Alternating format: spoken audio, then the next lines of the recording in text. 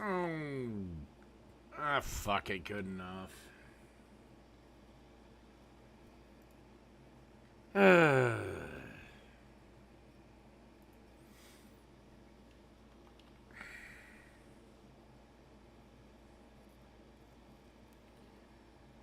Great, and hopefully this dies.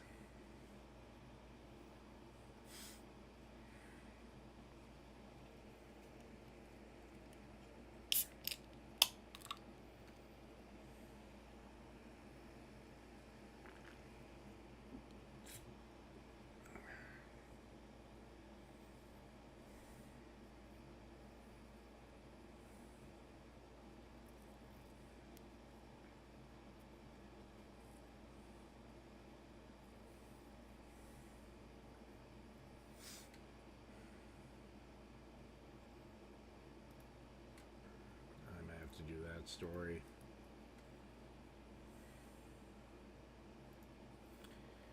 Alright. Hello, Parvogan. Hello, DeJuice. Let's get into this. Best enchiladas ever.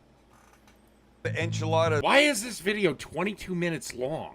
is like, I love enchiladas. You're gonna love the fuck out of these ones filled with beef and cheese. Everybody thinks what I do is simple. Oh, I just stand in front of a camera and I cook something. And What happened in New York? Oh, yeah, the Trump verdict. I don't know. I may do another live stream after this. We'll see. I talk and blah, blah, blah, and whatever, and then it's done. Well, it is, kind of. But you have to be able to talk and cook, and I do that well. But you also have to be able to put up with what goes on behind the fucking camera. And that's like, no, can you say that differently? Nope, don't like the way that came out. No, you didn't have enough energy on that. I'm telling you, one of these episodes, I will wear a helmet with a camera on it. You'll be able to see and hear all of the shit that I have to put up with. My life is not easy. It is not fucking easy. Poor YouTuber. Hey, look, I'm no Rachel Ray with 75 people in the back doing everything. Look, I know she works hard. She's very successful. I like her. She should be very proud of herself. She's ridiculously successful, and I'm saying she should be very proud of herself. She's successful because of herself. That being said, when you get to that level, there's all kinds of people doing shit. Nobody talks to her the way these clowns talk to me. That's true, they don't. I'm sure they call her ma'am or your highness. And what do I get? I don't like the way that sounded. No, do that shot again. Here, pour that with your left hand because I want my shot to be prettier than you're pouring. You just need a little more supervision. Attention parents, spend less on your kids with Amazon's low back to school prices. Save Yeah, spend nothing on your children.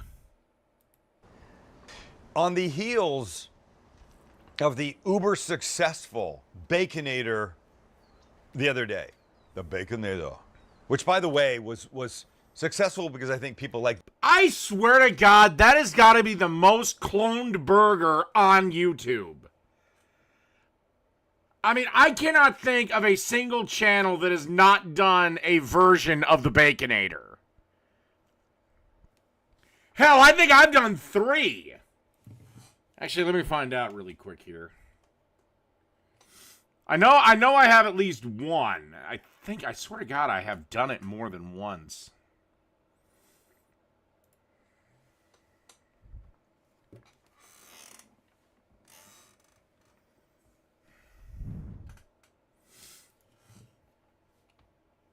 Baconate. Oh, I'm only on 2. The Baconator clone and then the Big Mac Baconator. I have to do more. The idea of it and they want to make it. But what made it successful for me was that I swapped out half the regular ground beef for short rib.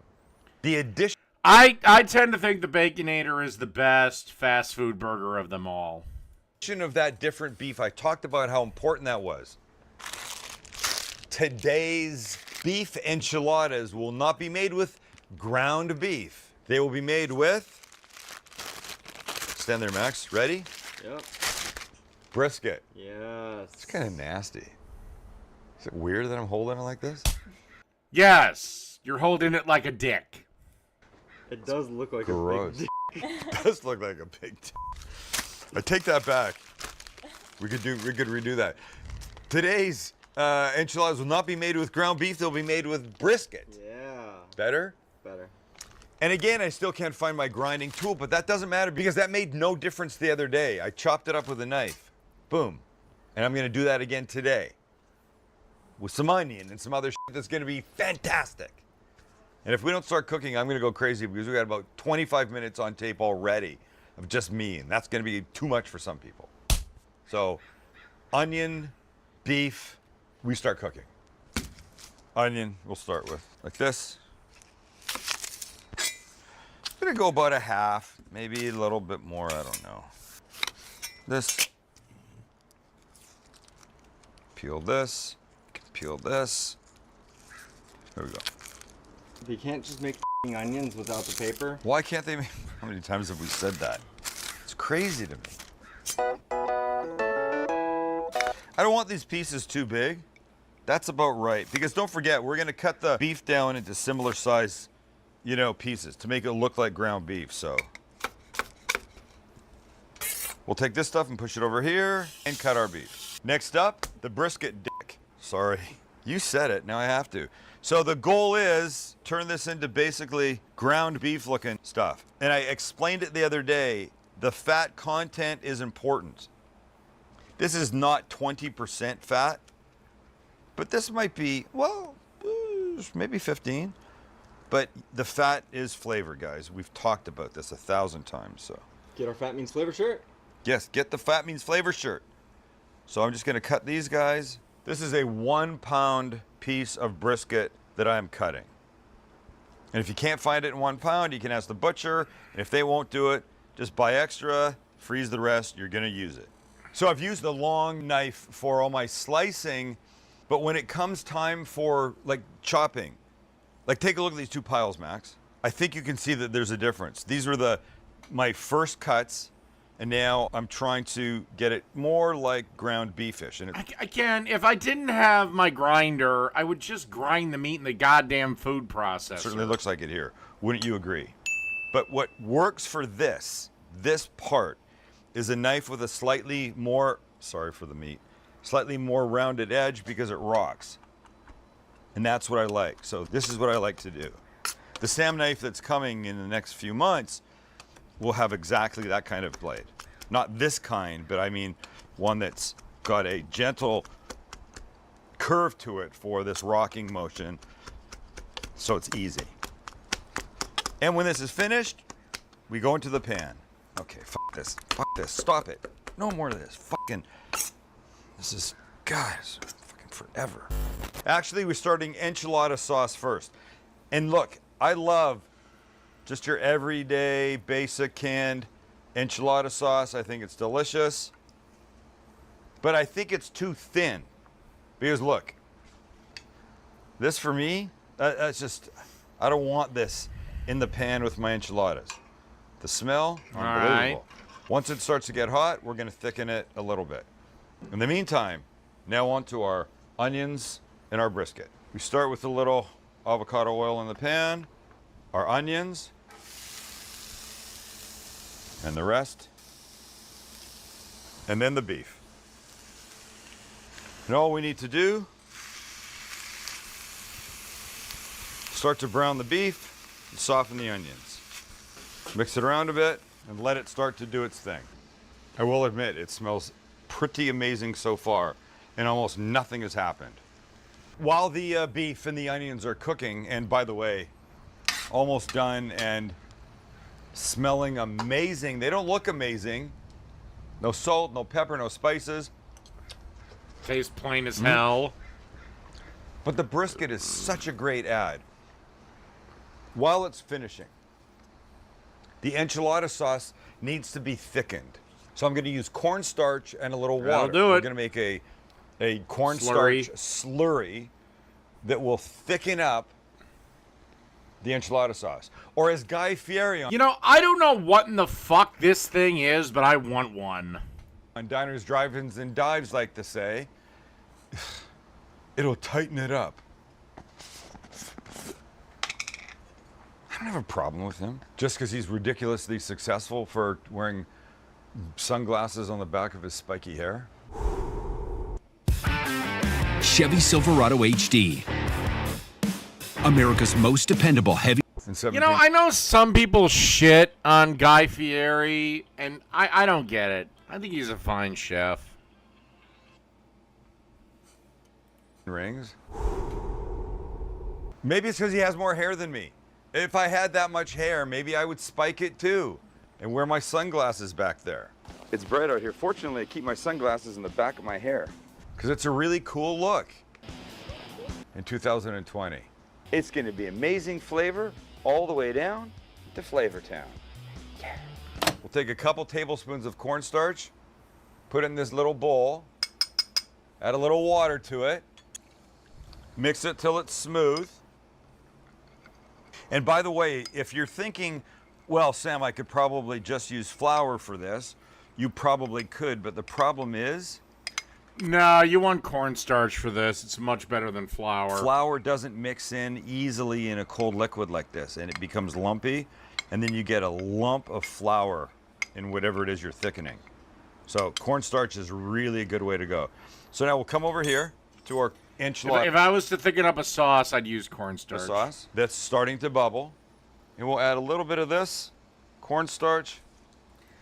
I first heard Guy Fieri when he was on the first season of the next Food Network star, which ironically he has got to be the most successful of any winner of any reality contest show like that. And mix. I can't remember the guy's name that he beat, but he was some big fat black gay dude. Hey. Mix it. I think you want about a tablespoon for every cup or so of liquid. You can add more. And then wait till the heat takes the effect and see what happens. I'm not trying to turn this into porridge, but I definitely want it thicker. And while that's happening, let's address our brisket and onions. So now we have to season it. So of course we're going to start with a good pinch, kosher salt and pepper. We also want to give it some cumin, a half teaspoon, and about the same of chili powder. And if you had chipotle chili powder, that would be fine. Just understand you're adding a lot more heat. And as this starts to do some magic, we're going to add one more thing, a 4-ounce can of diced hot green chilies. And they go. And that, my friends, is all she wrote for that. So we'll take this off the heat and deal with the enchilada sauce. Almost there. And our sauce is perfect. Can you see this thickness? Max, maybe you can compare this in a shot to the way it was when it first went in the pan. This is what you want. We're not going for thick, thick gravy. And now that we have this. Oh, really? I wonder if I can find the first season of...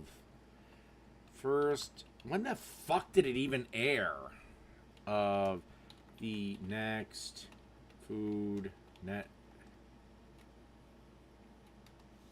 well, it was Guy Fieri.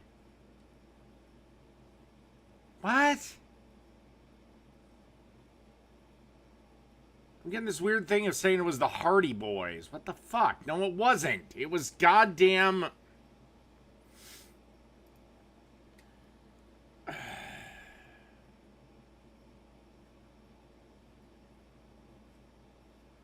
Okay, oh, he won season 2! Yeah, and the other guy's name was Reggie. Yeah, apparently the first network, the first one was Dan Smith and Steve McDonough, whatever the fuck that was. Held back in 2005.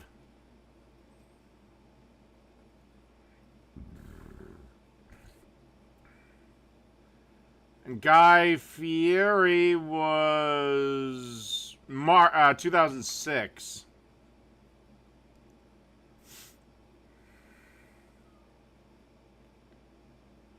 And we're season... Okay. So apparently he won season 2.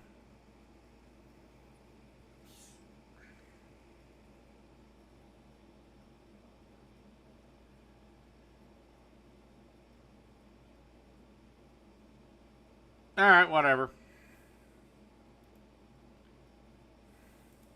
And now that we have our beef done, I thought it was the first season too, but I just looked it up on Wikipedia. It was the second season. Everyone from the first season no one remembers or gives a fuck about. we can build our enchiladas. So as delicious as this is, the inside, and it is, I gotta come clean with you. I forgot something. I forgot garlic. Should You piece of shit.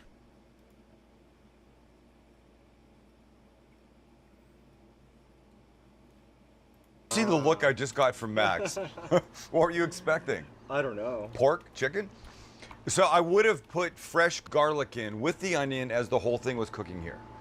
But I forgot. Hey, look, this happens. This is a life cooking lesson, ladies and gentlemen. So I'm going to use garlic powder. Just add a little bit to this. Nobody will be the wiser, aside from the 1,300,000 of you that potentially can watch this. We mix.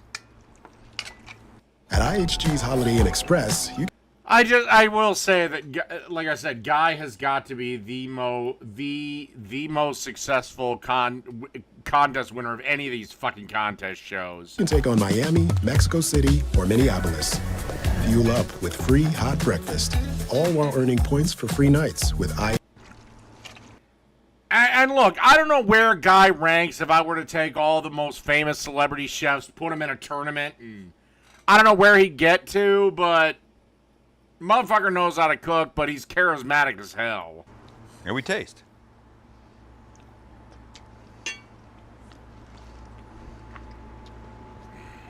Nobody would have known. Nobody. This is what happens. You can recover from almost everything except too much salt. That's hard to come back from. In a soup or a stew, they say, oh, if you dump a bunch of salt in that's too much, you can take like a potato, cut it in half and throw it in, and the potato will absorb up the salt. It's not fucking helping anybody. So, salt you can always put more in. Can't take it out. But you forget something, throw it. Well, you can. Okay, you can take it out, but you can readjust the flavors. But yeah, salt's a pain in the ass. And nobody gives a shit. You'll be fine. Here's how this goes down. You ready? Are you ready? Ready. Are you ready? Is everybody ready? We're ready. We're gonna take our casserole. Well, you got to remember, those are the current ones he's doing. He's had a lot of other shows in the past that he's no longer doing, like the Guy Vacation thing. Emerald? Ooh, I'm going to have to think. Emerald be pretty high.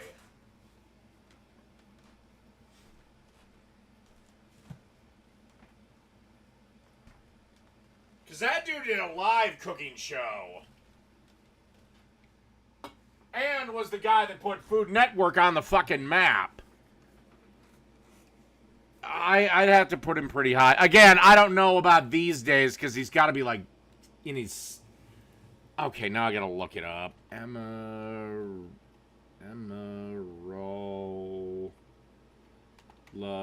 Okay, I spelled his name completely wrong. Okay, he's 65, so he might be slowed down now. But, yeah, he his show, Emerald Live, had fucking put Food Network on the map. Dish, our enchilada pan. I'm gonna put a little bit of sauce on the bottom because I don't like things to stick. And I want to make sure they don't stick. And of course, by things, I mean enchiladas. So just a spoonful or so of this gorgeously, nicely thickened, not too much, enchilada sauce. Oh, Wolfgang, oh, Jesus Christ. Wolfgang Puck's done about every goddamn thing you can do as a chef. I mean, he still does the Oscars every year, I think. Or caters their, whatever, the before or after party, or both. And we'll do this. We'll just run it around so it gets everywhere. So let me move my enchilada sauce here. And you'll see why. I'm gonna take a flour tortilla. Flour. Don't give me shit if you like corn. If you like corn, use corn. Don't give me crap for it. It's an easy swap. The only thing I would use corn tortillas for is if I was making taquitos. Sam, I don't like flour, I like corn. Use corn. Please don't send a message. Don't comment, you're a d***bag. Why are you using flour? I just got all worked up over that, I'm sorry. So I'm gonna take this guy, I'm gonna lay it on top of the enchilada sauce. I don't need to do both sides. Pick it up, put it like this. I like some of the sauce on the inside. It's probably not the way to do it. It's my way to do it. And then some of the beef. What's next, Max? Cheese. Max has been worried about the cheese, ladies and... Yeah, Rachel Ray'd be pretty fucking low. She's had her moments, but most of the crap she cooks is slop. gentlemen. You've been known to forget an ingredient once in a while. Fine, I forgot garlic. And as we all know, Steven Reichland would be the lowest on the list. He's the only one of them that causes me a visceral hatred. Did promise beefy cheesy at the beginning of this, right? Now we take this kid. The only thing I liked about Rachel Ray is she loved alcohol, so you knew that chick got fucking fucked up and was up for a lot of funky shit. Up. And we go seam side like after down. you did her show, she'd probably have like 7 or 8 margaritas and be like, "Hey, you want to fuck me and my 3 female makeup assistants?" On the enchilada sauce.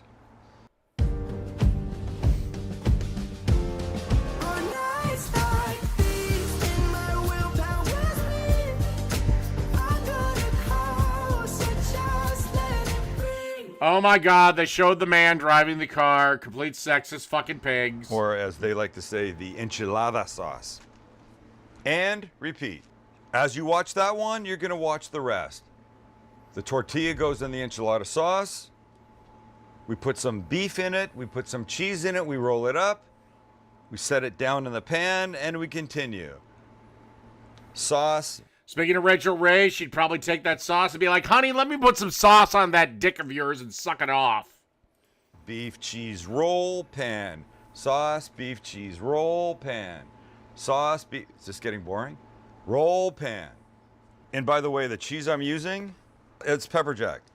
These are going to be disgustingly cheesy, beefy, fucking delicious. Nobody said this was a nice, neat, clean operation, but it's what we call, what's the term, Max? It was like when it came to light that Bobby Flay and Gita De Laurentiis had an affair. It's like, Jesus Christ, when you watch them together on on whatever season it was of the next Food Network star, Jesus Christ, it almost looked like she had his fucking splooge coming out of her damn mouth. Cooking. So, look, it looks like you can't fit another one. 2, 4, 6, 8. Look, I made them big. You could get 9, 10, 12 smaller ones, but I'm a fan of these big boys. So now look, now we've got this. Oh, I am too. I'm a big fan of a big old meaty salami. Or enchilada. Make me deep throat that fucker. Scatter this remaining nonsense on top, because why not? And that left over. Sam the cooking guy, well, he's not on network. He's not on a television show. He's YouTube. For a YouTube chef, he's pretty fucking good. And then a little extra enchilada sauce. Look at that. Well, I'm not saying it, and Bobby Flay for being a fucking ugly ginger fuck has got mad fucking game. But I'm just saying, when it was like, oh, they had an affair during that show, it's like, really? I couldn't have fucking guessed. Is that gorgeous? Astro! Little piece of shit. Don't call your dog a piece of shit. You piece of shit. Look, extra sauce down the sides is never a bad thing. Last but not least, for now, is a little more cheese. Oh, Bobby Flay. Well, the motherfucker's opened 50 restaurants, so he's got to have some skill. I don't know. You know, okay, he's good, but he's also an arrogant piece of shit. Every video I've seen of him, he just comes off as an arrogant, cocksucking, fucking piece of shit. Little more jalapeno jack. Is that what it's called? Pepper jack. A little more pepper jack. I don't know why I can't get this in my head. And there you have it. That's it. Et voila. Gorgeous, brisket-filled, onion-filled, cheese-filled flour tortillas on our slightly thickened enchilada sauce with more pepper jack cheese, finishing it off. The only thing left to do, Max, is, boom, put them in the oven. 350 oven until they're gorgeous, brown, bubbly, and whatever. I mean, look, everything's cooked. All right, blah, blah, Beef blah, cilantro. garnishing. I hit the Tacoma clubs and I was like, I am hitting these purer than my Titleist. Are these cheating? Sometimes. Okay, there is no way a girl that hot is playing fucking golf. And look at it. There's crispy edges, it's bubbly, it's cheesy, it's brisket beefy. I cannot wait for a fucking bite. Okay, so we're gonna separate a guy. I'll put Reed Drummond on there. I don't know who the fuck Molly Yee, whatever the fuck. I'll put Ree on there. Cause you have to. And we'll put Oh, I take that back. It depends on how big this tournament is. Are we going 32 or 64? our spatula thing underneath. Come on, come on, come on. Oh, look. Look at that. Well, Ree Drummond is the pioneer woman. She's more of a traditional celebrity chef, but she can actually cook. Again, I don't know. She might fail in competitive cooking completely. Guy Fieri might fail in competitive cooking. Mother may I. Holy shit, do you have any idea how good this is going to be? And here we go. Let's move these guys off a bit. Oh my God, I'm so excited All for right, this. let's... Okay. 3, because I'm a here's fan. the sour cream. And 2 is tomato. Because I like a Which is exactly where I would have added it, right at the bloody little end. tomato on this. 3 is avocado. And a little cilantro. More cilantro. Because why the fuck not? I would have added a little lettuce, but that's just me. And look. Oh my God. Oh yeah, I would let that shit rest. Much like I treat everything, you know, like that, like out of lasagna. I'm eating the hell Fuck out it. of this. The other thing you can do is, remember I put extra sauce down the side? That's for this. Do you see the richness? And by the way, that little cornstarch slurry thing that we did, thickened Dude, would you check your dog and see what he's barking it up a about? bit and made it 1,000 times Astro! better. Astro! Oh, did you hear that? Okay, a bite. That was him telling you to fuck off. Let's go in the middle. You try and cut so you can see. You can't. You know what happens is I would just use ground beef too. It's gonna be smothered by all this crap. So the quality of beef is just, it doesn't matter. there's so much cheese in here. Look, there's the beef. Now we have a bite. By the way, did you hear what just happened? A sliding door just went kunk. I don't think they like us yelling at that dog. I would guess, eat it. guess what? We don't like that dog barking at us when we're trying to work. And just because it's a neighborhood doesn't mean we can't work. Oh, if you told my dog to shut up, I'd come over and beat the shit out of you. I'd smash your fucking face on that goddamn thing. You don't tell my dog to shut up. Fuck you, dork boy. I am absolutely like salivating, gushing in my throat right now, and that sounded horrible, but I think you know what I mean. Please tell me when I can bite.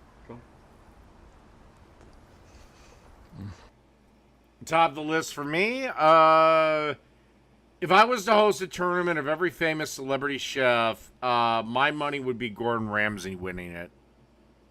If I had to, gun to my head.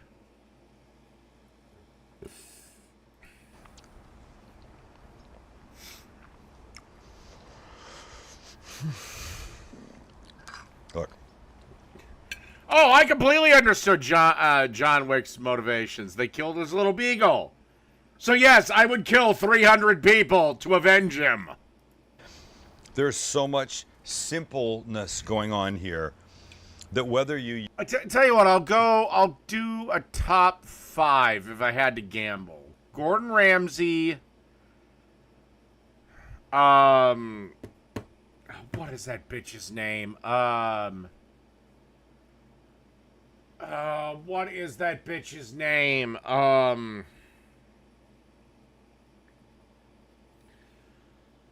Fuck, I cannot, I'm blanking on her name. Brooke.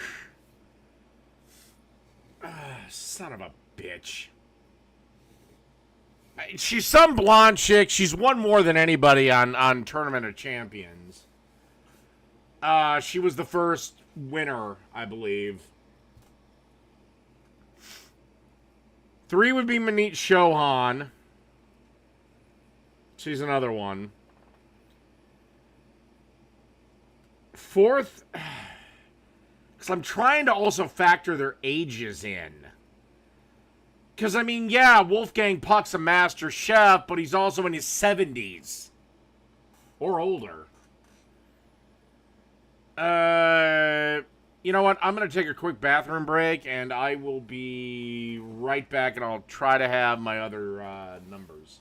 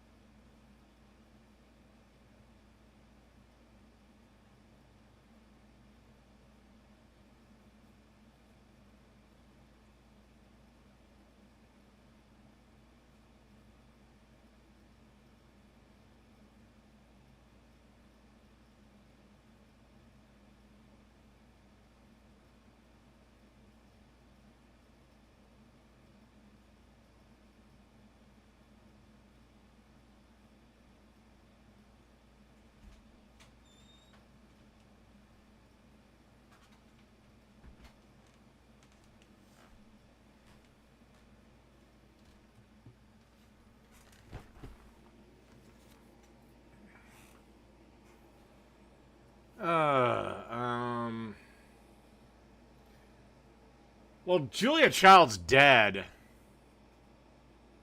Again, Martha Stewart.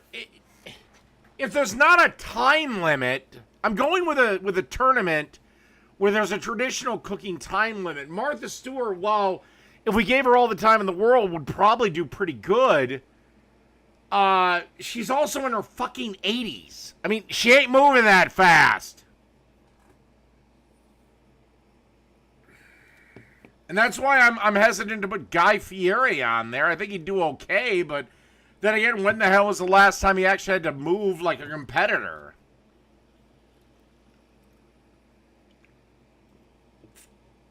So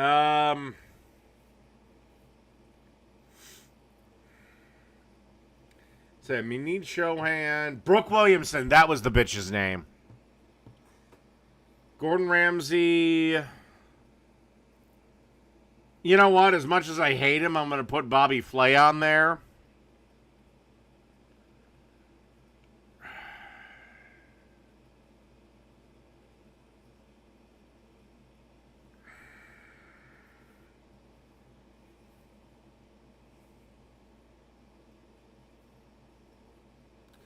And I can't think of another one. Those would be my top picks to win the tournament. Use brisket and cut it up like I did, or short rib like I did with the Baconator burger, or regular. Yeah, like I thought for a second, Myron Mixon, even though I hate his arrogant ass too, but he does barbecue, which is like 24 hours long, not 60 minutes. Everyday ground beef. Please make it 80-20, not 90-10 or 93-7 or whatever. Well, you know what would not blow my mind about Martha Stewart is if she and Snoop Dogg were actually fucking. Because apparently they're like really close friends, which blew my mind. But then again, on that note, Martha Stewart does know how to make brownies, and maybe just Snoop Dogg's adds that special ingredient. Go for more fat than less. This is... All right, I'm done with this. Let's move on. Let's get through some of these shorts. All right. This short will fucking break Jake's brain. Restaurant chicken thighs are better than yours. Because they're searing them on a cold pan, guys. This is totally cold. I haven't turned it on yet. Oh my god! A cold pan! A cold pan! Cold pan! And a medium low immediately, which is between 3 and 4 on your stove. No oil, no salt. It's going to blow your mind as to why. The reason why you want to start with a cold stainless steel pan like they do at good restaurants is because it's going to render the fat. You're going to use the chicken fat. Well, apparently his comments is not very kind to him.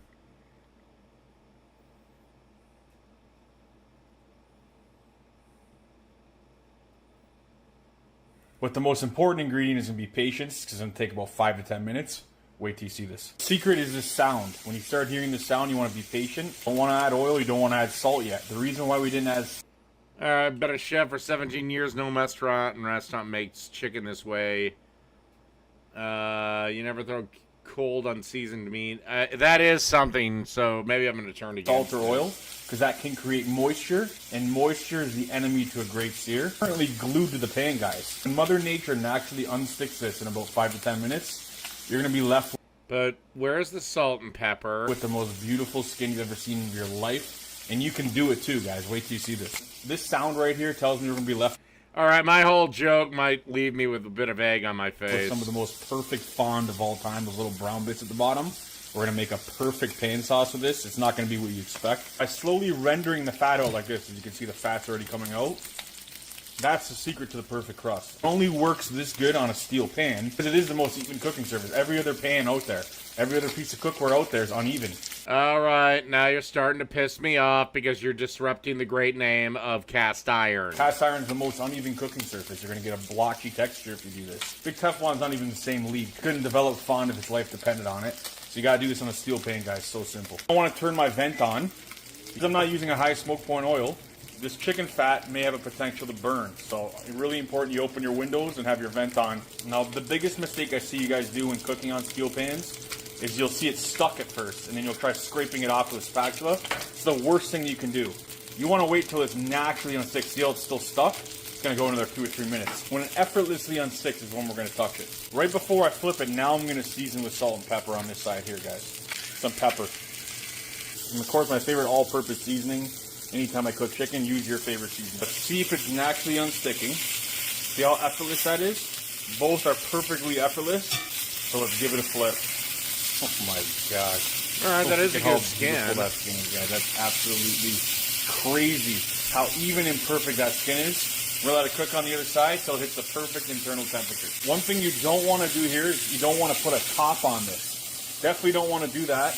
It'll ruin the crust you just made. So just let it sit there. Let it cook till... Yeah, but it'll take 3 times longer to cook.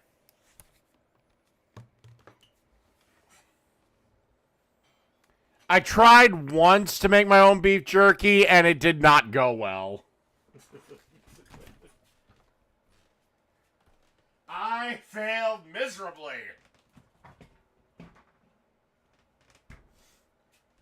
Not my worst cooking failure. But it probably would be in the top 10. It's about 170, 180 for chicken thighs. In fact, you can even go to 190. It's going to be more tender, more forgiving than chicken breast. Because it's Well, Judy, why don't you ask your buddy Jake to try and make beef jerky? getting very smoky in here from the chicken fat. I'm going to put some of the world's highest smoke point oil in, about a tablespoon, to save my smoke alarms. By putting that in, it raises the smoke point of that oil, and I'm not going to have the smoke alarms go off. I'm doing it at this point after we've gotten that skin. Just at about 170, you're going to take it off. Take it off nice and gently to preserve that skin, and you're left with fond. Wait till you see what we do with this. It's going to blow your mind. It better... This is why my mind was fucking blowing. They did nothing. All right.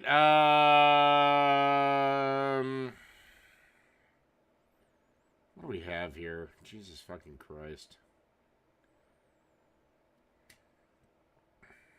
All right, we got the sandwich whore. You want me to make you a sandwich? I don't like you using the knife on that particular in that particular way. Also, is that sausage nothing but fat?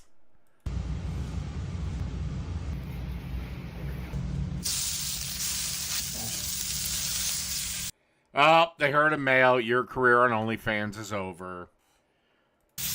You have a boyfriend. You're fucked.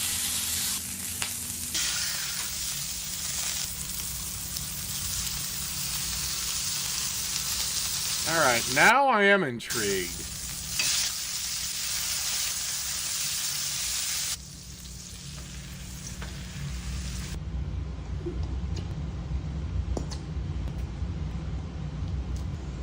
Now, is she gonna re-toast the bread, or... Your doggy needs you. Okay, so it's just gonna be bread toasted on one side.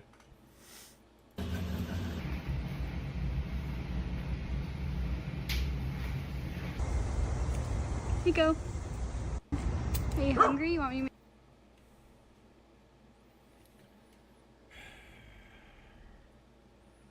Does your father cry himself to sleep every night? Yeah, here's the thing. I'm sure she's a nice girl and everything, but Jesus Christ, can you imagine trying to sleep next to that thing every night?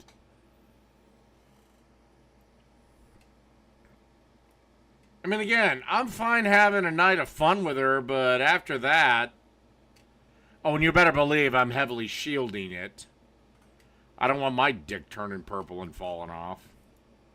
Want me to make you a sandwich? Alright, she's beating the shit out. Jesus!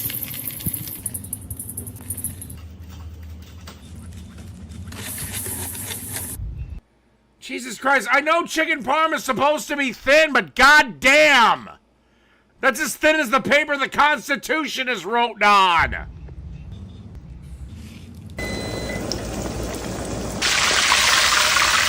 Yeah, it takes about 19 seconds to deep fry.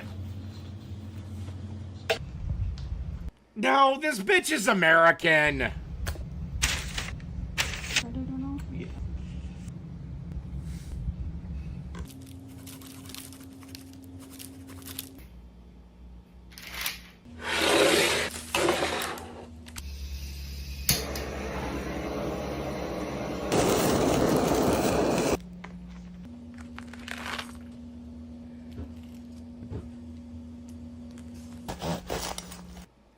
Okay, she can make me a sandwich.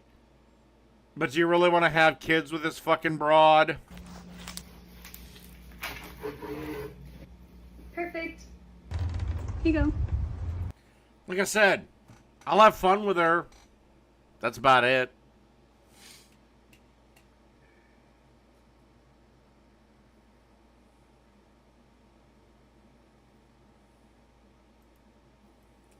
All right, last short. I don't even know who the fuck this is. This is how I used to make it back at the restaurants. It all starts with a really good tomato. Okay, a San Marzano tomato crushed by hand. I don't know why people do this. Put the fucking shit in a food processor and pulverize it. Now put it to the side. Everything's gonna be all right. Ayo. That's how the Italians say it, huh?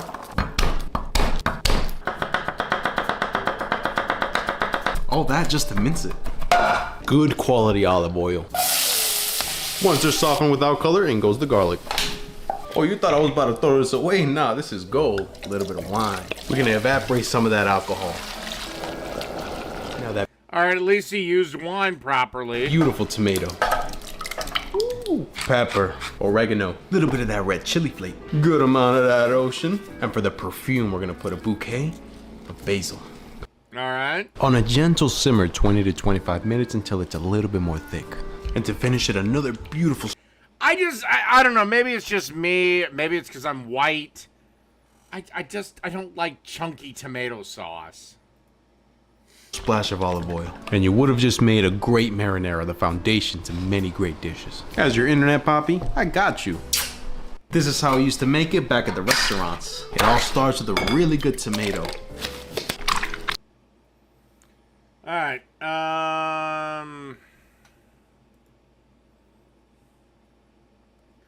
I don't know what the hell this wants to thing help. is. So we created a down payment assistance grant for first-generation home buyers. Can the Nissan Frontier out-monster a monster truck? Hey everybody, I'm Chef Tom.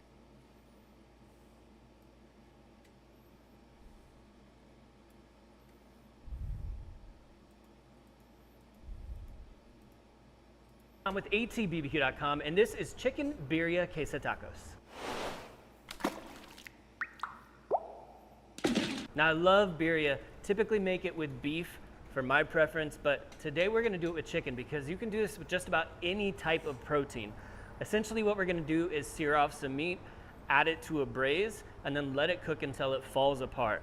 Then we're gonna take all of those ingredients from the braise, blitz them up, so you have a nice consomme that you can dip your queso tacos into. And when Okay, cool. I say queso tacos, all I really mean is a smaller version of a quesadilla. So we're gonna start with the chicken. Using thighs, you're gonna want about 1.5 pounds, 2 pounds. I'm not gonna take any fat off, I'm just gonna let it render down in the braise. All right. So boneless thighs. Thighs have a great texture when they're kind of cooked and braised in that manner versus white meat, which is gonna be a little bit tougher to pull in the end. So we're not gonna do much of this at first. I'm just adding some black garlic salt to the exterior. It's gonna pick up most of its flavor during the braise, so right now all I want is just a little bit of salt on here. Now let's take a look at some of our aromatics. So we've got a cup of white onion diced up, we got about 5 cloves of garlic here. These just need to get crushed and peeled. And then about a 1/4 cup of chipotles and adobo. For the seasoning, we're gonna be using Cattleman's Grill Mexicano, just kind of a general taco seasoning. Now these don't have to get minced up because they're just going into a braise that we're gonna blitz with an immersion blender later. So they can go in just kind of crushed in big chunks. We're cooking inside the Yoder Smokers YS640S pellet grill today. Hitting it with some duck fat inside the Black Lock deep skillet. And then we're gonna get a really nice sear on Looks like all the fucking duck fat melted away, motherfucker. The grill's running at 500, so it's super hot. We're gonna try not to overcrowd this skillet so we can get some good sear. I don't know. I never get chicken. I don't like Chipotle's chicken. If anyone wants to hit me for blasphemy, fine. I always get steak. At this point in this cook, all we're looking to do is create a little fond on the bottom of the pan and get a little bit of color on the chicken. Great. Now I want a Chipotle fucking goddamn burrito, and I can't get one. Chicken itself. And no, I'm not going to do DoorDash and pay twice as much. So we've got some colors on the thighs now. We're gonna pull these off. They don't need to be fully cooked at this time. Their internal temperature is pretty insignificant right now. What we're trying to do is just get a little bit of color on them, and then you see this fond. Oh, Chipotle is pretty good, actually. Especially that fond that's right over the fire. That adds a lot of flavor to this braise. Now we're gonna add our diced onions to this skillet, and as those kind of start to lose some of their water, it's going to bring up some of this fond. And we want Oh, come on. Put some fucking tequila in there and be a man. Be a man! that fond in the braise. We got a little bit of browning on the onions now. You can see that we've gotten most of that goodness up off the base of the skillet. I'm gonna throw these garlic cloves in here. Just give those about 30 seconds and then everything goes into the pot. Next, we're gonna add in chipotle and adobo sauce. We're gonna add in a couple tablespoons of our Mexicano seasoning. I'm making this real simple. This is a very approachable way to do this sort of a stew. Next, I've got about 1.5 cups of just crushed tomato sauce. And then we're going to throw... By the way, if I can impart anything on you, one of the only things I ever picked up from Joshua Weissman was get deli containers. Get those disposable deli containers. You can buy them on fucking Amazon for like $15 a pack. They are fucking phenomenal lifesavers. The chicken thighs back in. Get all that worked around. And top it off with some chicken stock. Cover it up and let it braise. Just want to make sure. I take that, yeah, maybe that is the one downfall of Trump being elected and this crackdown on illegal immigration. Chipotle is going to suck for a bit. Sure that these are fully submerged. Again, we're going to... I don't know. I mean, I left DoorDash. I closed my DoorDash account, I'd say probably a year ago, maybe more. Because the food was cold. Because they picked up so many orders. By the time they got to me, my food was colder than fucking Ann Coulter's cunt. I'm going to be turning this into a sauce in the end. I'm going to drop the... And at one point, DoorDash was great. Your food was hot. You got your shit.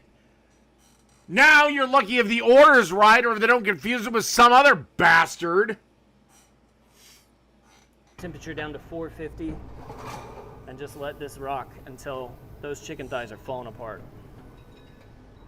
About 45 minutes the chicken's been in here now.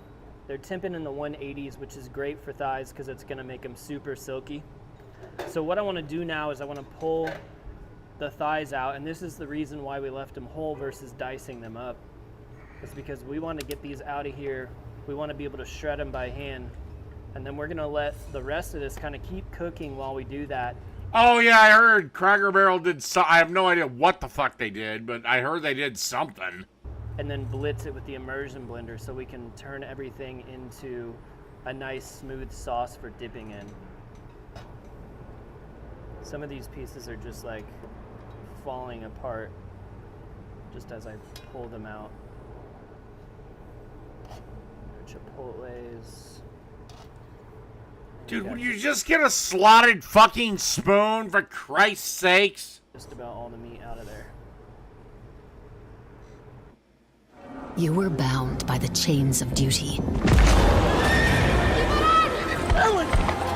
Until true love turned the whole world on its head. Now this... And you married Khal Drogo.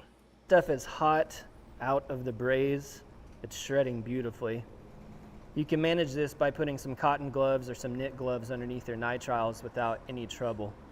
But I want to work with this while it's hot, and then I want to go ahead and get that sauce, that consomme blended up, so we can add some of it. Or you could just be like me, repeatedly burn your hands till you have limited sensation. To this to help rehydrate Because it. you have so many fucking calluses. Now we're going to go to work with the immersion blender. And this is thickened up quite a bit. I think I'm going to add a little bit more chicken stock because it's just a little bit thicker than the consistency that I'm going for.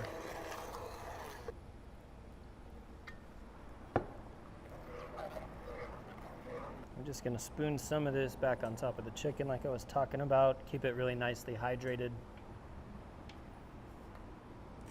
Oh, God, he's not that dumb, is he? We're making changes for a new generation of customers. Yeah, tell that to Coca-Cola, McDonald's, Wendy's. I don't know, every fucking restaurant that did that. And massage that into that. Oh, I take that. I am sorry. I do apologize. Some of you are younger than me. Actually, a lot of you are younger than me. There was a dark time in Coca-Cola known as New Coke. It tasted like fucking goddamn Jasmine Crockett's pussy, and everyone hated it. Shredded chicken. So now... Okay, and problem number, whatever. You have a woman leading your company. We're gonna prep the queso tacos. We'll start by dipping them in our consomme that we've made and just laying those out. We'll hit them with some cheese, with some chicken, and then onto the griddle.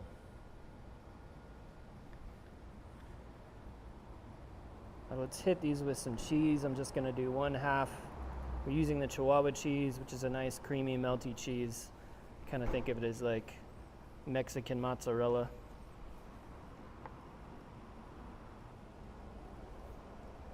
I load this up with some of that braised chicken.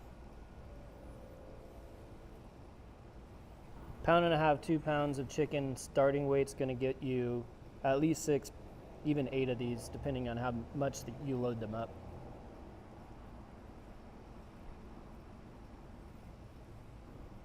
Now we fold and we head to the griddle.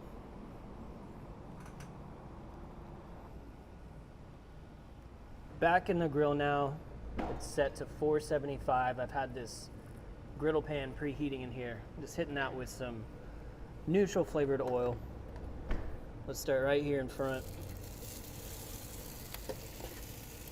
Work our way back.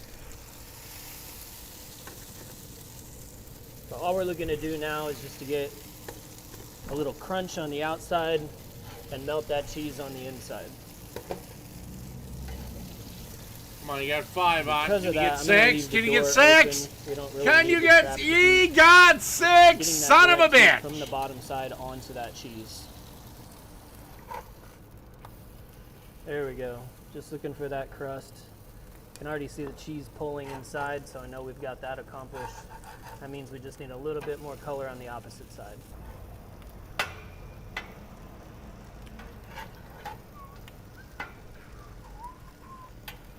Okay, I'd press down just a little bit, just to cut hair.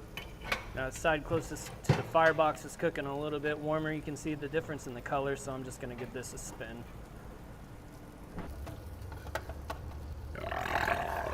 Feel it nice and crispy on the outside, melty on the inside.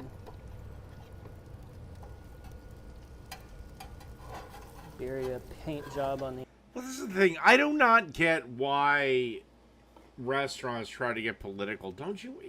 You already operate on thin enough margins. Outside. I can't put them up. Cracker Barrel was successful for a reason. Keep the reason. Shut it down. Let's bring it all together and get a taste. You already bit out of that son of a bitch. Now cheese pull. Flavor packed. No doubt about it. Well, I may do something similar to this because this is a good idea. You might see some queso tacos on my thing very, very shortly. Especially with that sauce, that consomme. So I'm going to either do steak or ground beef, but that's just me. Because I'm an asshole like that. On the side? I might do chicken, but for me, I've always preferred chicken breasts. Especially if I'm shredding the chicken for chicken tacos. Again, I know there's like almost no fat. Adds so much more flavor to what's already going on in the chicken. Texture's great. So basically what you're saying is some woman that needs to have some guy bend her over, fuck her properly, then have her give him a blowjob and then blow his load in her face is running Cracker Barrel. Again, like I said, like I've said a million times, you can't put women in charge of anything. I love me a quesadilla. I love me a queso taco. And this... Like I said, I may actually do my own version of this. All right, done with this. Let's move on. You think Jake's gonna call me disgusting for that?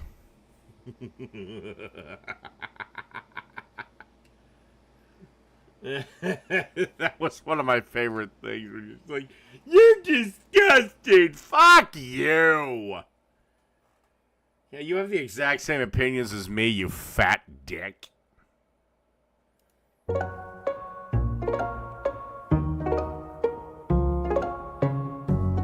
What is going on, everybody? And I guarantee if he made a video, I guarantee he went after me again. Again, he's obsessed with me.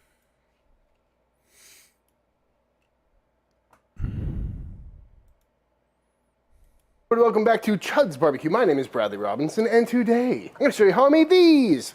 Beautiful, delicious, tender, juicy, grilled, amazing Al Pastor tacos on a grill. Just look at them. Coming up.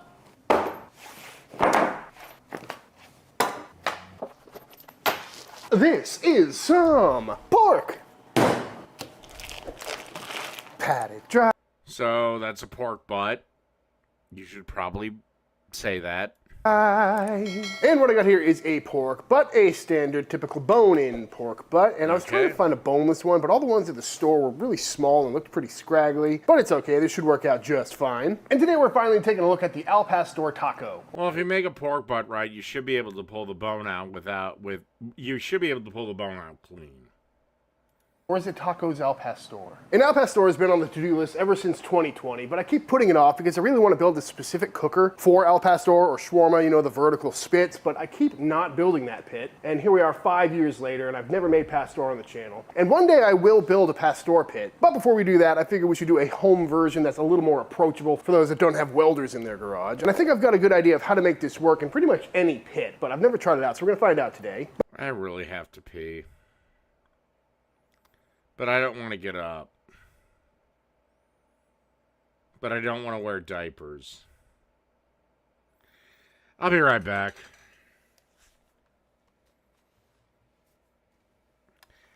The meat is kind of irrelevant. And usually that thing that they make gyros out of is a combination of 1 or 2 or 3 meats. It's put on a pit and whatever. Fuck it. I don't care. Ah, fuck.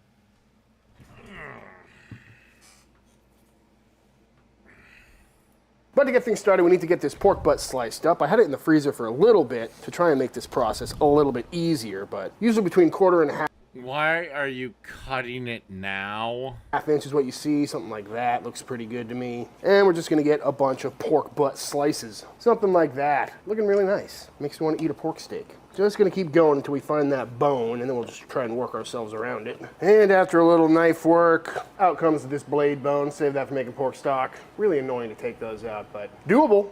And now we continue getting our slices. And just like that, all sliced up, looking good. Probably made too much pork, but you can never have too much pastor. Got a couple little scraggly bits at the end there, but that should be fine, which is kind of the beauty of this method, is that it does not need to look pretty at this stage. But let's go ahead and make a marinade for all this. And to get our marinade started, we're gonna go into a pot of some boiling water with some guajillo chilies that I already took the tops off and took all the seed. I would love to know how this guy's counter works, because does he just heat this plate up, or is there like a gas thing or something underneath, or what the hell is going on here? Out of.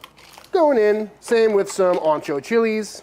And to spice it up a little bit, I got a couple chili de árbol going in there as well. And for a little extra flavor. I don't care how hot you get a piece of metal, it starts to cool immediately, and there's only so... A metal you can get so hot before, if it were to hit wood, it would immediately fucking burn. We're gonna throw a couple of whole cloves in there, as well as a few bay leaves. Unless this is just a warming plate, so he can show this and doesn't have to fucking... But then just get a butane burner. You can use those in your house. Then we're gonna cover this up with a perfectly sized lid and let that steep for about 10 to 15 minutes. But then you see the thing. And after steeping and softening it's a up, solid pull them out of wood their water thing. and go right into the blender. Whatever. Who gives along a with fuck? half a yellow onion, some garlic, some achiote paste, some pineapple juice, some white vinegar, kosher salt, some freshly cracked black pepper, Mexican oregano, little pinch of cinnamon, and some cumin. And get that all blending up.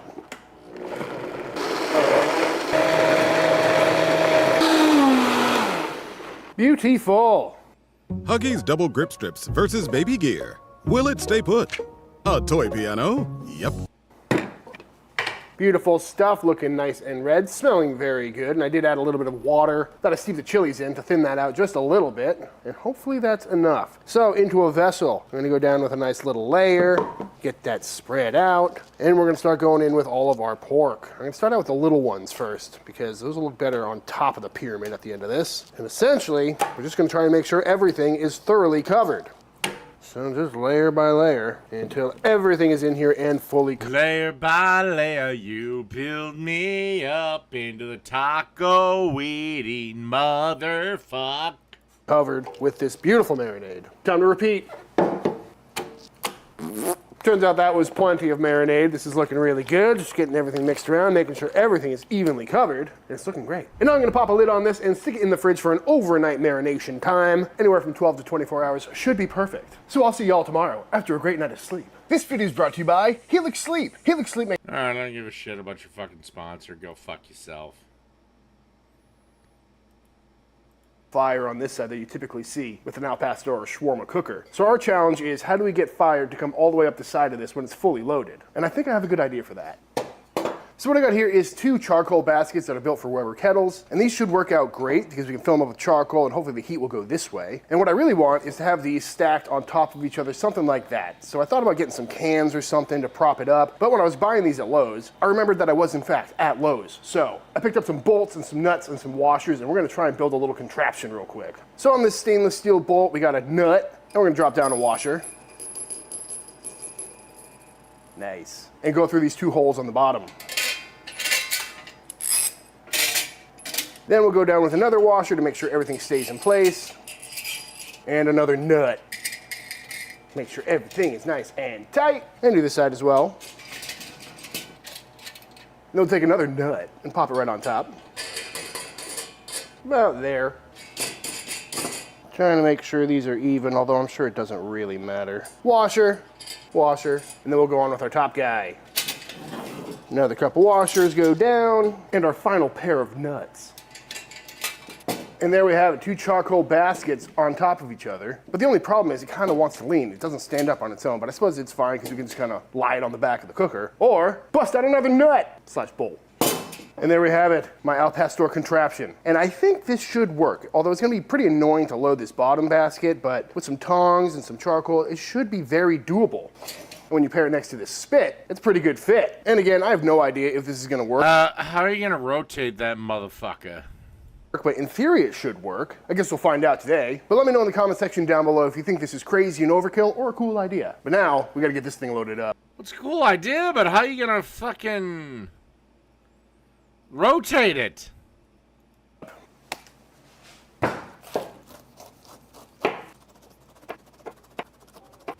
And to start out, for the base of our little pyramid here, we're going to go down with a big chunk of pineapple. Ooh. Just to kind of lift it up a little bit. And now we load it up with our pork, coming out of the marinade looking beautiful. If there's any extra marinade, I'll probably leave that behind. We don't need too much. And simply, it's just time to start building this thing nice and tall. Making sure everything is nicely packed down. And for some of these more unless it's going to manually rotate it. Gigantic pieces, I'm probably going to just cut this in half for a little bit more manageable sized pieces. All right. It's kind of fun. Beautiful. Now we're going to try and see if all of this meat will fit on here. Hopefully it does. Although if it doesn't, I'm not mad about having some pastor marinated pork on hand. Just trying to keep rotating stuff. If it's looking a little smaller on this side, we'll kind of aim a piece over in that direction. And just doing our best here, folks. And just like that, all loaded up. There's definitely some left over, but it's a lot of these really tiny scrap pieces that we can just kind of grill off and slice up later in the week. We'll have to top this thing off right through the core here. We're going to top it with another chunk of pineapple to keep everything in place. Ooh, juicy. And hopefully drip down and perfume the meat. But looks like a sloppy pile, but it looks good. And with all of our meat loaded up, all we got to do now is fire up the pit.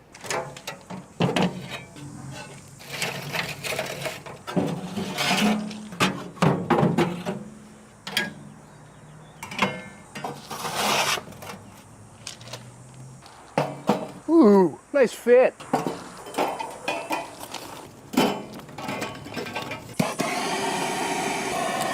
Here's a thought. Maybe don't use lump charcoal. And on the pit we go.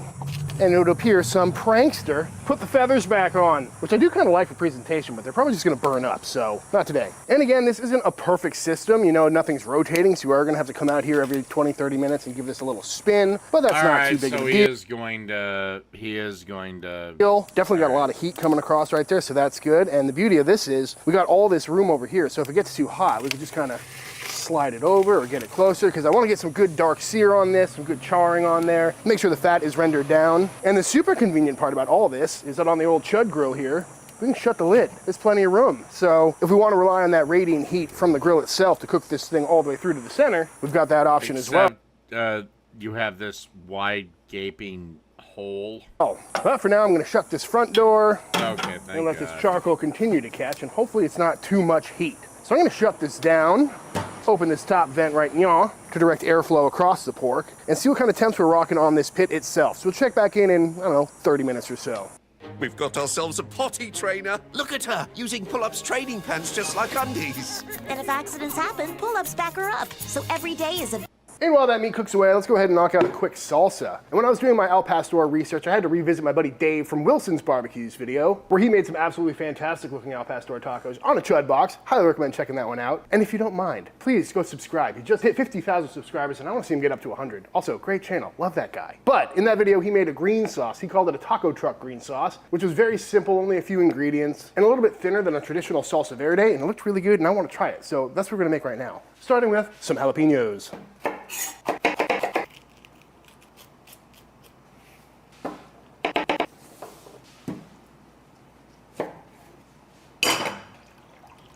So into a pot of boiling water, we're gonna go in with 4 jalapenos that have been seeded and deveined, but you could leave them in if you want it a little bit spicier. Also gonna go in with 4 cloves of garlic and 1/2 of a yellow onion. And we're just gonna let this soften up and boil for about 10 minutes. And after boiling down for about 10 minutes and everything has softened up, into a blender we go, followed by the juice of 1 lime.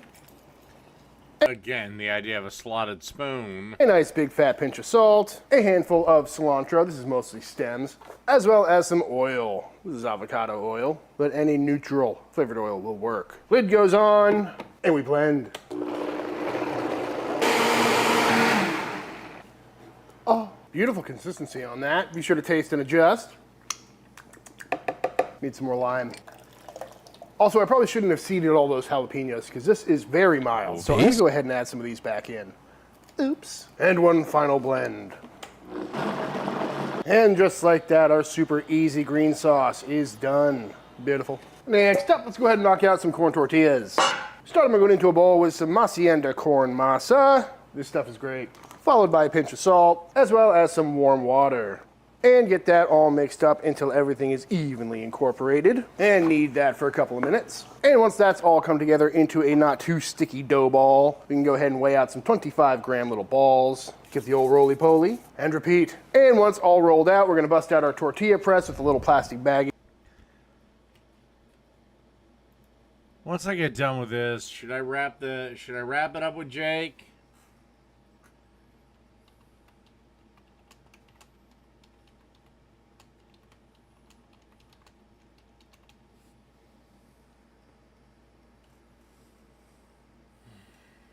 Oh, crap.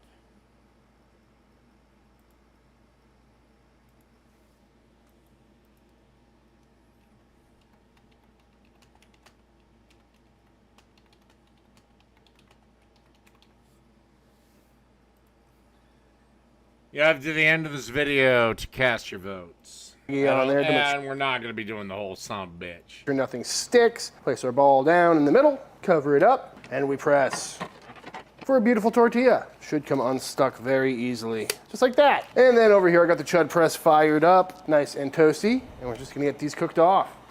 Near the fire, we got something alive, yeah. Beautiful. And after cooking about a minute on the other side, we can pull these off, and into our tortilla warmer they go to steam up and stay warm and continue cooking. Ow. And just like that, a whole stack of some freshly made corn tortillas. Keep them in here to stay warm. I don't know. I like flour tortillas. That's just me. We are about I guess it's just because I'm a white piece of shit. an hour and a half into this cook, and everything has gone according to plan and looking very good. Getting some beautiful color on there, smells incredible. That pineapple is really coming through. Collecting some juices down at the bottom, and this process has been working out very well, which is exciting. But we are starting to run low on charcoal, so it's time to reload. And with that lid closed, it was cooking at about 350 degrees in here, so shouldn't be that long of a cook, even though it's pretty much an entire pork butt. But nothing's burning, cooking too quickly or anything like that. And I've been coming out here and just rotating this thing every 20, 30 minutes or so. Grab a little thing like this and just kind of, nothing to it, very easy. And now it's time for the annoying part, which is trying to reload this bottom section. But honestly, I was expecting it to be a lot worse. And just like that, loaded back up. I'm gonna leave the lid open for the next 10 minutes or so, just to let all that old charcoal catch this new stuff and continue the cooking process. 3 hours into this cook, I just topped it off with some more charcoal and everything is still... Yeah, about the only thing I use corn tortillas for is, again, if I'm making taquitos. But that's just because corn tortillas crisp up way better than flour. But outside of that, nah. Going very smoothly. Loving the color on this pork, collecting a lot of juices down there. I might try to get a spoon in there and baste this thing in a little bit. In fact, let's try it right now. Oh yeah, get those juices all over this thing. Might help with the color a little bit, keeping everything nice and moist and juicy. And the outside... Why is this making me think of lesbian porn? Am I that much of a fucked up weirdo? This stuff is definitely good, so if you wanted to just shave off the outside, kind of like traditional pastor, you could definitely start making tacos right away. But if you're a little squeamish about the internal, still... Like I said, taquitos are about the only thing I use corn... Unless I'm going to make my own hard-shell tacos. Then I'll use corn. But outside of that, no, I always go with flour. Being rare or raw, then you can just keep cooking it. Right now in the middle, we're about 110, 115. So we're just gonna let this keep on rocking for another hour or so, and we'll check back in. Which gives us plenty of time for another episode of Bones Tries Something Weird. What's on the menu today, bucko? Today, someone sent us some smoked sprat in oil. I looked it up. What the fuck is sprat? I guess they're like sardines, but smaller. It's from Latvia. So we're gonna find out. I would not eat anything from Latvia. I think I've ever had Latvian food before. Especially out of a can. I don't think so. Yep, looks like smaller sardines. Oh, nice. You know what blows my mind is that Taco Bell has not released Cool Ranch or nacho cheese shells. I love a good sardine. Oh, right in the eye. These look good. There's a lot in there. Ooh, they're firm. These are really good. Really? Mm-hmm. How's the smoke level? It's almost bacony. Ooh. These are like probably the best I've had. Yeah, my grandfather loves sardines. Actually, I think my sister does too. Or at least she did back in the day. Really? For like a smoked fish, yeah. Get in there. Oh yeah, that looks good. Nice and cleaned up. I mean, okay, I'll be fair. I'd try it. But I reserve the right to spit it out on the fucking ground. Too. Mm-hmm. Great texture. Mm-hmm. All right, let's go for it. Ooh, that is good. If I had to guess, the reason is they signed some exclusivity deal with Frito-Lay that doesn't allow them to actually sell it. And if I had to guess with the two companies' ego, they probably couldn't come up with a fair compensation package. Definitely smoky, but not too smoky. Like a lot of these. Like, have you ever had the smoked oysters? Yeah. They can be way too smoky. That's quite nice. Yeah, it's like, it's not dry. Mm-hmm. I feel like a lot of canned fish is just dry, but nice and firm. I feel like they deboned it, because I'm not getting any crunch at all. I mean, they're probably just tiny bones. I don't think you could debone something that small. Are you getting any? I feel No, like not sardines, that. you get a little bit of crunch. So nice. Mmm. New favorite fish alert? Yep. This is Riga's Zelts. Probably way off, but very good. Nice. Childhood shouldn't be spoiled by bedwetting. Good nights offer better leak protection versus leading train. We're a little over 4 hours into this cook at this point, and this thing is looking good, definitely darkening up quite a bit. And per usual, it looks a lot darker on camera than it does in real life, but I was going for a nice dark crust on the outside, although the pineapple on top burned up pretty quick, which is kind of expected because it's mostly sugar and it's, you know, pretty high heat in there. But I definitely don't want this getting too dark, and we're sitting at 130 internal, and I'm kind of aiming for that 145, 150 range. So I think I'm gonna tent some foil around this just to protect it a little bit and speed up the final few degrees of this cook. Beautiful, should not be long now. And just like that, 6 hours in on the dot, and this thing is coming off. Let's unwrap it and see how she's looking. Looking pretty good, definitely a little charry, but I think that's gonna be some really good flavor. And all in all, it's rocking right around 145 internal. Definitely a little more crispy on the outside, so we should get some good textural. That pork isn't done then. Variation and some good crust, but now we're gonna let this rest for a little bit.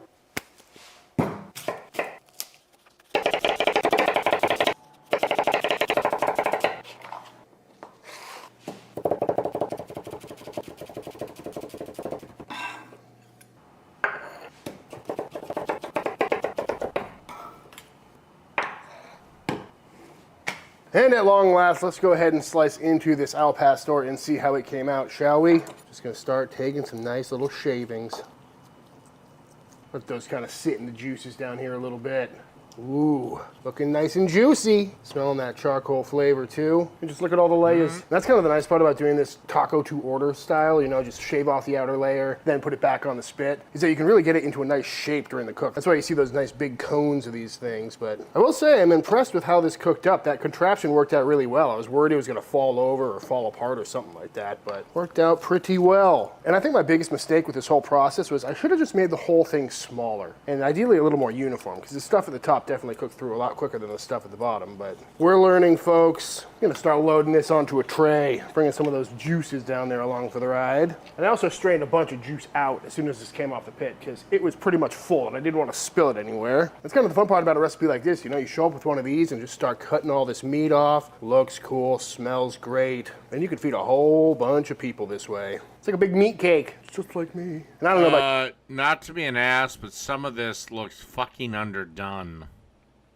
Yeah, but that's looking like enough meat for a couple tacos, so we'll slice the rest of this up later. And there we have it, folks, a whole bunch of some nicely sliced up al pastor taco meat. Looking very good, all that fat and juices in there from the bottom of the tray. Good pieces of bark in there. I'm pretty happy with how this is looking. But I'm gonna go ahead and hit this with a little bit of salt, because there wasn't all that much salt in the marinade. And truth be told, I was gonna throw some salt on it while I layered it, but I completely forgot to do that. So we're just gonna mix a little bit in right at the end here, and it should be perfectly fine. So to build a taco, I just threw some of these tortillas back on the old chud press over there to warm them up and crisp them up a little bit. And it's a pretty simple taco from here. We'll go down to some of our lovely pastor meat, get some barky pieces, get some juicy pieces in there. Throw on some of our grilled pineapples, and because our pineapple on top got absolutely blasted by flames, I just grilled off some of these little canned pineapple rings, which should work out perfectly. Follow that with a nice zig of our lovely green sauce here, some fresh white onion, and of course some cilantro. And there we have it, folks, my first ever attempt. No cheese? At Tacos Al Pastor. Serve it with a lime. And there they are, folks, in all their glory. Some beautiful, fresh... All right. And the poll is at 100%.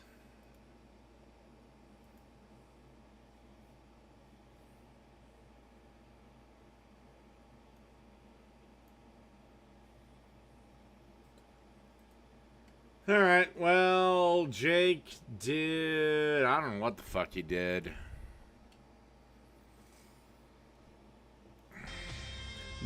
Dr. Pepper margarita?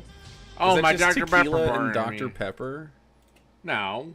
Welcome to Dave's Cooking Is Show, it- and for you today, It's just tequila we and have Dr. a Pepper. Dr. Pepper margarita. All right, as you can see here, I have an... Spira, thanks for the 40 months. Have a fantastic day. Jake is the union rep for the Gloop farmer, so he must want to negotiate? Oh. I can. Oh, yeah, Matt's, I mean, I agree with Matt on most things, except he's a liberal. ice-filled shaker, and Matt's a liberal. What the fuck are you? Oh wait, you're a progressive. Yeah, you're gonna win. And to that, we're gonna add some stuff. Okay, first thing we're gonna do is add 2 ounces of white tequila. Okay, and just then some Dr. Pepper. The juice of half a lime. Why are you putting the lime in there too? And then you're gonna put Dr. Pepper in there? That's worse. Because I'm making a fucking margarita. You fucking retard. Using technique is a great way to find out if you have any little cuts on your hands. Technique. And you also want to add 1 ounce of Squishing? triple sec. Jake, if you run an acidic juice across your hands and you're squeezing it, you're going to find out if you have any little cuts. See, I don't need a juicer. I can do it with my hands because I'm not a complete pussy.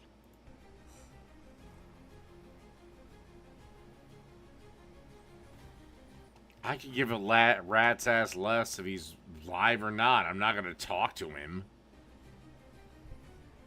Wow. Then pop the top on, give it a shake. Did he put the All right, triple we got sec in? our serving glass also So filled orange with liqueur. ice. Take our Lime margarita juice, mix and pour it on tequila. in. And last but not Dr. least, Pepper. you want to top this off Ugh. with Dr. Pepper. By the way, the drink was delicious. No. I love No. Just no. Again, Jake, if I made it for you, you'd fucking love it. Dr. Pepper. Like I Gross. said, it's a Dr. Pepper margarita. Why is Dr. Pepper gross? Do you give any reasons for Dr. Pepper being gross, or is it just because it's traditionally more of a southern drink? You think it's gross?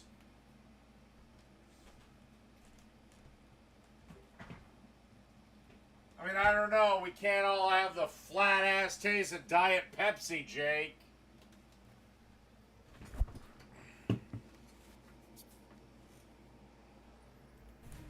And then just give this a little stir, and it's done. Are you excited tomorrow for your debate at 8 p.m.? Oh, yeah, I am debating a guy at 8 p.m. tomorrow on One Hand with Platinum Politics. Yeah. 8 p.m. We got a Christian tomorrow that wants to talk to me, I guess. Apparently, he's less fascistic than the last guy, so that's good. So that's a Dr. Pepper margarita. Well, they actually... I would love to know what you consider fascistic, because the only fascism that I see comes from the fucking left, asshole. Debate Christianity? That would be sick as fuck. I would love to know why they're Christian. Done. Okay, that's disgusting. That's actually trash. You want to try? You want to make a drink, Jake? I can't remember if you've ever done that or not. Where's your margarita? Do you have any reasons why Dr. Pepper sucks? Or again, is it just a drink that's typically associated with the South? Not ideal. I guess okay. Hush. We'll watch an actual cooking thing. Go with the pizza roll-ups today. What? Fuck, it's a crock pot. It doesn't need to be a crock pot. I want the sauce to come together slowly. That's why I use a crock pot. You're right. I don't need to use a crock pot. But unlike you, I wanted to get some flavor into my sauce. Welcome to Dave's Cooking Show, and for you today... What about doing TikTok debates?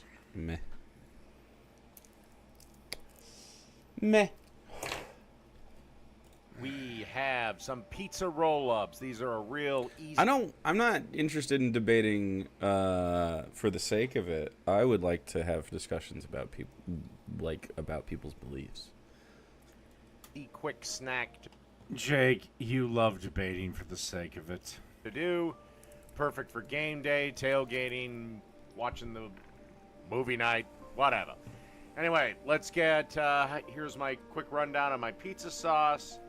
28-ounce can of tomato sauce, a tablespoon of olive oil, 3 cloves of minced garlic, a teaspoon of salt, 2 teaspoons of balsamic vinegar, a teaspoon of easy. Okay. Okay, so wait. Here now you're just skipping my video. So now you're just skipping it. Okay, well then fine. Fuck you. I'm done with this video then. And that's going to end the show. Yeah, there is absolutely no chance of doing it. Well, yeah, there's no chance of doing anything on Lord of Patriarchy. So, good night, everybody.